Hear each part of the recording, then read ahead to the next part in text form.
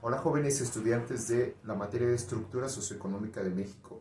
Bienvenidos a esta clase donde vamos a hacer una pequeña introducción de la asignatura. Vamos primero a hablar de las actividades a evaluar, del examen también, que va a haber un pequeño examen. Después vamos a hacer una breve descripción de lo que es esta asignatura, que como su título lo indica, pues conlleva un análisis de lo económico siendo singular en comparación con otras materias del área de ciencias sociales. Y finalmente vamos a terminar con un breve análisis de las categorías económicas principales que se utilizan siempre cuando estudiamos el mundo de las finanzas, el mundo de lo material, el mundo del intercambio de la moneda, del dinero, de los recursos y de todas estas cuestiones que nos toca analizar en la presente materia. Tenemos aquí el conjunto de actividades que les toca realizar para este primer parcial. En cada parcial vamos a evaluar un 70% las actividades que vamos a trabajar ya con la guía pedagógica que ustedes tienen y que han estado elaborando desde hace varios días. Por otra parte, tenemos aquí un examen, que va a ser un examen sencillo, con un valor del 30%. En el caso del primer parcial, este examen va a ser una investigación de campo de tu comunidad donde apliques las categorías económicas vistas en este curso. Aquí vas a utilizar foto o video. Y bueno, cada actividad, incluida la última, que es como que equivale al examen, están perfectamente ubicadas ya en la guía pedagógica. Yo voy a subir a la plataforma de Google Classroom cada una de estas actividades con sus descripciones y con sus recursos adicionales para que les sea más sencillo realizarlas. Entonces, esta es básicamente la ponderación que vamos a utilizar para el primer parcial. Recuerden, 70% actividades, 30% el examen final y obtendremos nuestra calificación del primer parcial. Bueno, vamos ahora a ver de qué trata la asignatura que conocemos como Estructura Socioeconómica de México. Vamos a entender que es típico desde hace mucho tiempo analizar la realidad de un país o de un territorio en tres principales esferas, tres ámbitos. Lo político, entendido como el Estado, la clase gobernante, las políticas. Lo económico, donde vemos los recursos materiales, el dinero, las variables de medición, que pueden ser variables macro o variables micro, donde entran las divisas, la inflación, los precios, el poder adquisitivo, todo lo que tiene que ver con recursos. Y la mayoría de las veces tenemos otra esfera que no siempre es clara del todo. Esta esfera regularmente se define por exclusión. ¿Qué quiere decir esto? Que ahí es común que manden todo lo que sobra, todo lo que no entra en la política ni en la economía. Y entonces ahí lo llaman social, que es la esfera de color más turquesa, ¿no?, que tenemos en la parte inferior izquierda. Entonces, mientras lo político es muy claro, porque es donde están los actores que toman las decisiones de carácter política, donde están los tres poderes de gobierno: el legislativo, el judicial, el ejecutivo, donde se toman las grandes decisiones y está el aparato gubernamental. Y mientras en lo económico también es muy claro que envuelve a todo el conjunto de decisiones sobre los recursos, sobre los bienes y servicios de la nación, pues lo social es esta esfera donde se recibe todo lo que no entra en las otras dos. Regularmente tenemos aquí todo el conjunto de, por ejemplo, expresiones artísticas, de ciencia, de cuestiones de entretenimiento, de religión, creencias y expresiones que hace lo que hoy conocemos como sociedad civil. La sociedad civil es un término que fácilmente se define como la ciudadanía organizada o las personas de un país que se organizan. Esto también entraría en lo social, pero lo social también tiene una definición más general, una definición más abarcativa, por así decirlo. Aquí lo tenemos en la parte superior izquierda. Lo social en general, es decir, en un término más amplio, se refiere a la sociedad, como su raíz lo indica, la raíz de palabra lo indica. Y con ella se refiere a todo el conjunto y tipo de actividades que se realizan en colectivo. Entonces, lo social, en su definición estrecha y específica, se refiere a lo cultural. Lo social, en su definición amplia, en realidad se está refiriendo a todo lo que pasa de manera grupal. Y esta sería la definición de la materia. La estructura socioeconómica de México quiere decir que se va a analizar toda la vida histórica de México en el siglo XX, pero con un énfasis en la burbuja morada que tenemos ahí, en la burbuja azul oscuro, en la burbuja económica. Pero en realidad en esta materia vamos a mirar los sexenios del siglo XX, haciendo énfasis en hechos no solamente económicos, como inflaciones, deflaciones y crisis, sino también en hechos políticos, decisiones del Estado, creación de programas sociales.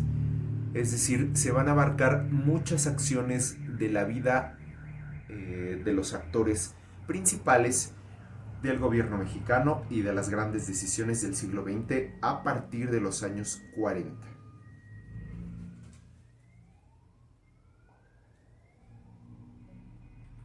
Muy bien, entonces antes de analizar esta realidad mexicana bajo la esfera política, económica y social, hay una parte de la materia que es más teórica, donde primero se le pide al estudiante que comprenda grandes categorías y conceptos de análisis de la realidad.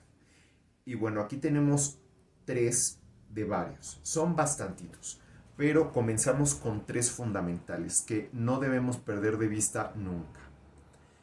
Estos tres conceptos que están aquí en mi pirámide, que son los más importantes de todos, nos lo heredó un intelectual del siglo XIX, Karl Marx. Mediante su teoría del materialismo histórico, que básicamente explica que la historia se mueve por la economía y por lo material, él nos aporta estos conceptos.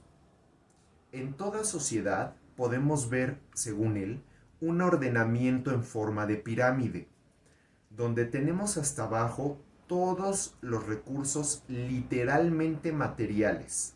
O sea, literalmente el metal, la piedra, el cemento, el acero, todo esto que nos hizo avanzar y que antes muchos de nuestros antepasados conocieron otros materiales menos eficaces como el cobre, ¿no? Más blandos, menos resistentes. Todo esto es infraestructura.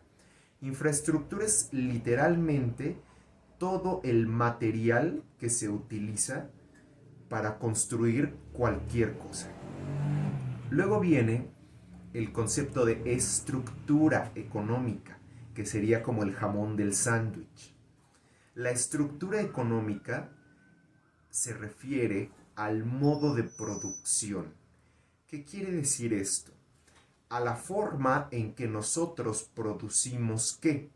Producimos todas las cosas que nos son necesarias para la vida. Telas, comida, insumos,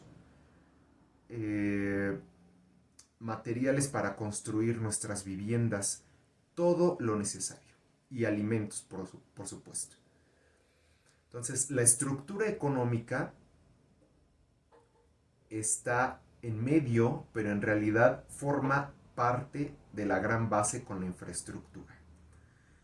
Y hasta arriba tenemos lo que él denominó la superestructura, con la raíz super, que quiere decir arriba o de un nivel más alto. La superestructura equivaldría, jóvenes, a esta esfera turquesa de lo social y a esta esfera violeta de lo político. La superestructura contiene, según Marx y el materialismo histórico, todas las formas sociales de conciencia: arte, ciencia, filosofía, religión, Estado, leyes, partidos políticos, creencias, corrientes de pensamiento, costumbres. Todo esto va hasta arriba porque, según el materialismo histórico, no es lo fundamental. Digamos que este es el fruto que se modifica dependiendo su base. Acuérdense, el pico de la superestructura es lo social y lo político. Mientras que mi base estructural, que incluye a esta, a la infra, es lo económico. Lo económico va a ser lo primordial aquí. Esta es la particularidad tanto del materialismo histórico como de nuestra asignatura de quinto semestre. Y bueno, ¿a qué se refiere esto que Marx llamaba modo de producción? Es el corazón, es la categoría quizás más importante en esta materia. Modo de producción que define a la estructura económica. Pues como la frase lo indica, la forma en que producimos las cosas. A lo largo de la historia pasamos por diferentes modos de producción y comenzamos por el comunismo primitivo. En el comunismo primitivo, como su nombre lo indica, las cosas eran comunes. ¿Qué quiere decir? Que pertenecían a todos. No había propiedad privada. Es comunismo primitivo porque todo era de todos y además son tiempos primitivos, donde no se tienen muchas herramientas ni muchas capacidades. Es el tiempo en el que el hombre era nómada. Se acababan los recursos de un lugar y viajaba a asentarse a otro. Se los acababa o tenía dificultades y viajaba a otro. Cada persona podía tomar las tierras, las personas, los frutos y la fauna que ellos quisieran. Porque recordemos que no había propiedad privada. Estos son los tiempos en el que, para hacerse el trabajo más fácil, se dividió por género el trabajo para sobrevivir. Entonces las mujeres comenzaron a dedicarse más a la recolección y a la organización de la casa, mientras que los hombres tendieron más a cazar animales y a trabajos más arduos.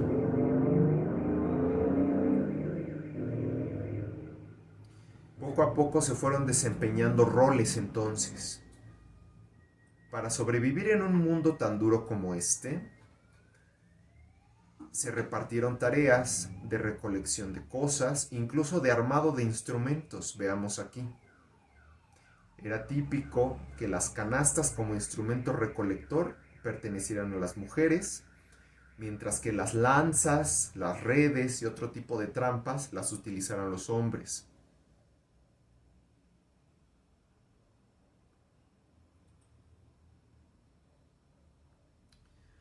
Bueno, después, el comunismo primitivo lo tenemos obviamente antes de Cristo, calculado en miles de años.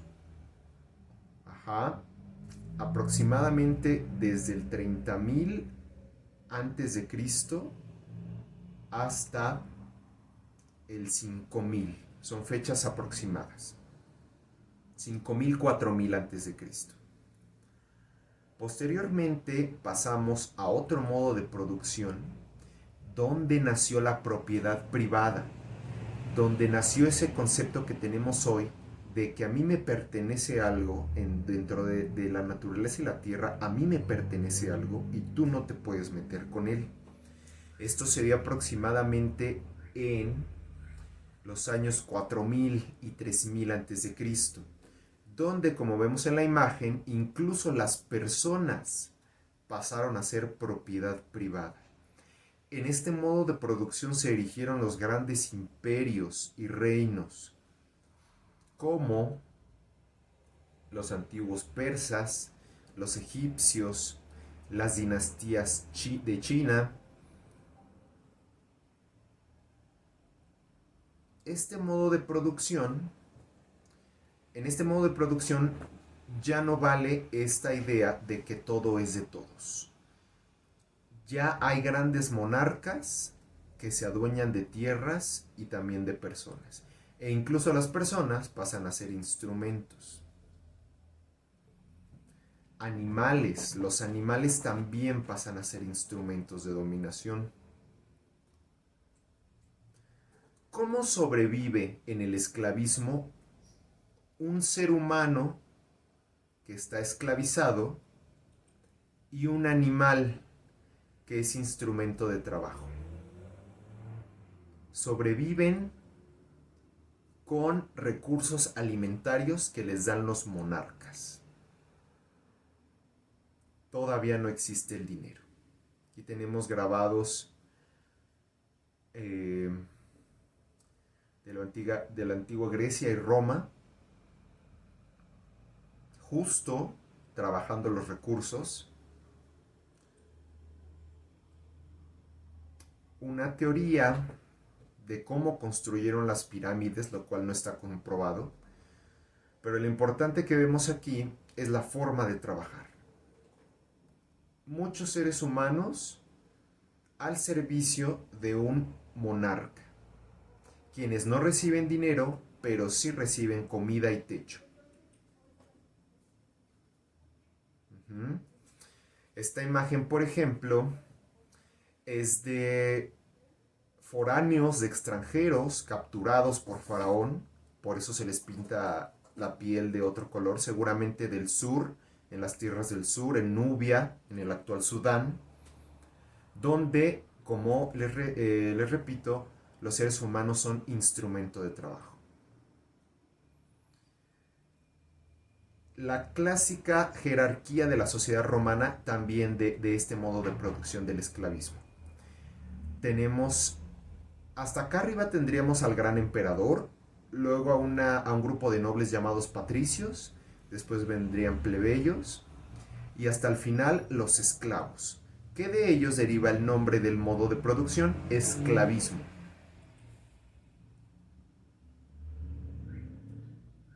Ahí está.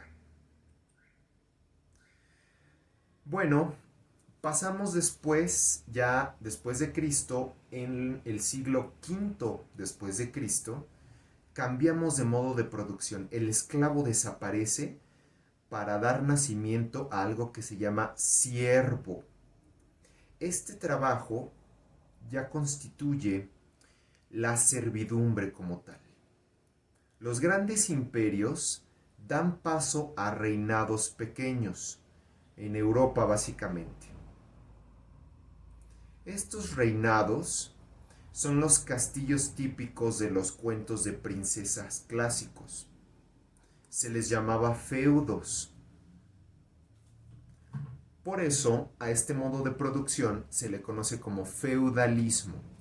En el feudalismo tenemos un mundo lleno de grandes bosques, de mucha pobreza, donde los reyes y nobles del pasado, que conservaron sus riquezas, se fueron a encerrar a estos feudos, a grandes castillos y fortalezas, y el trabajo lo desempeñaban ya estos llamados siervos. Estos siervos, a diferencia de los esclavos, ya tienen más libertad. Pueden tener granjas para ellos mismos, animales para ellos mismos. Se les concede cierta autonomía. Empiezan a prosperar villas. Aparte de los castillos, empiezan poco a poco a prosperar villas alrededor, y en esas villas empiezan a intercambiar cosas. Entonces nacen los comerciantes. Esta es la típica distribución jerárquica del feudalismo. Tenemos al rey, que comanda todo lo que está al interior del feudo. Después una casta de nobles, donde tenemos representantes de la iglesia, representantes de los combatientes, familia y amigos allegados al rey, que son más bien personas nobles,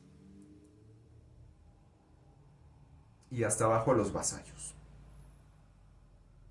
Bueno, y más abajo de los vasallos vendrían los siervos, que son como tal los que trabajan la tierra. Aquí está la fotografía de un feudo muy complejo, seguramente ya de la Edad Media avanzada, donde los feudos se fueron haciendo cada vez más amplios, más grandes, porque la gente se multiplicaba.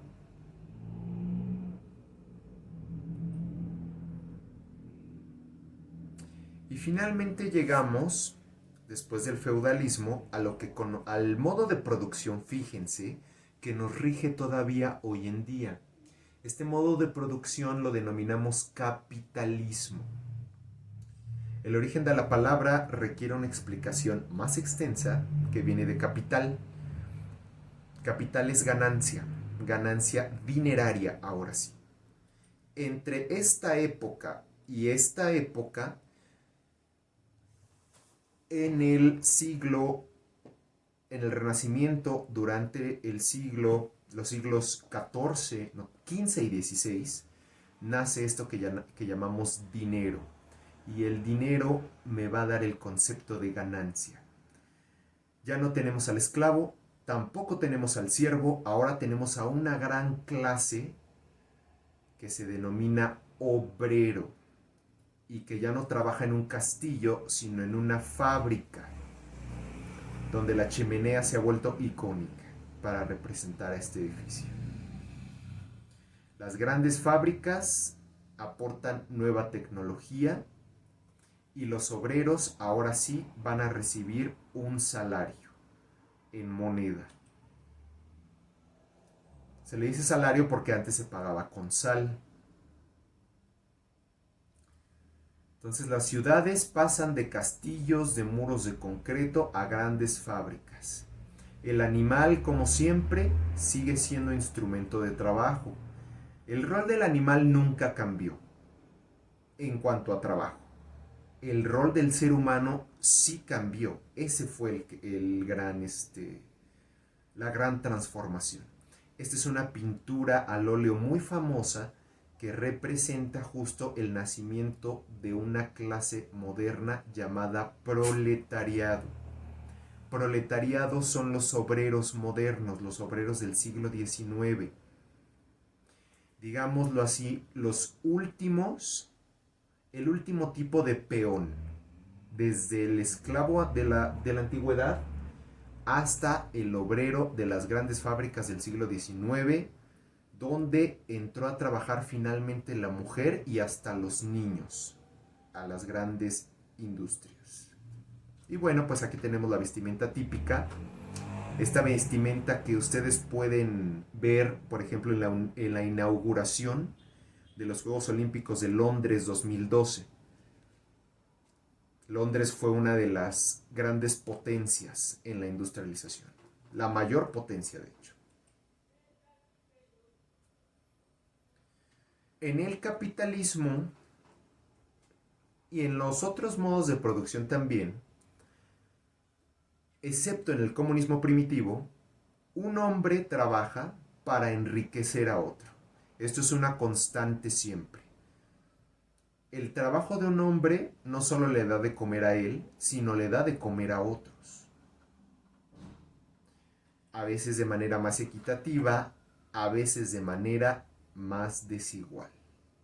Este es un anuncio de propaganda rusa del comunismo, donde tenemos visualmente esta idea de mayor equidad, de que cada uno trabaja por una parte, por una pequeña parte se dedican a actividades distintas. La mujer ya bien integrada al trabajo. Tenemos aquí una bandera roja del sistema comunista, que es otro modo de producción. De hecho, es el modo de producción final, que tendría que haber estado al final, según Karl Marx.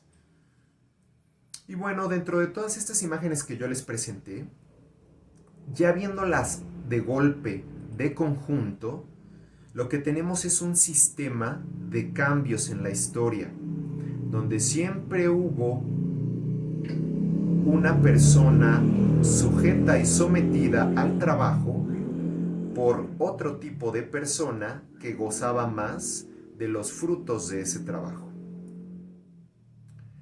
Al final tenemos distintos modos de producción. El comunismo primitivo, que no se ve aquí, después el esclavismo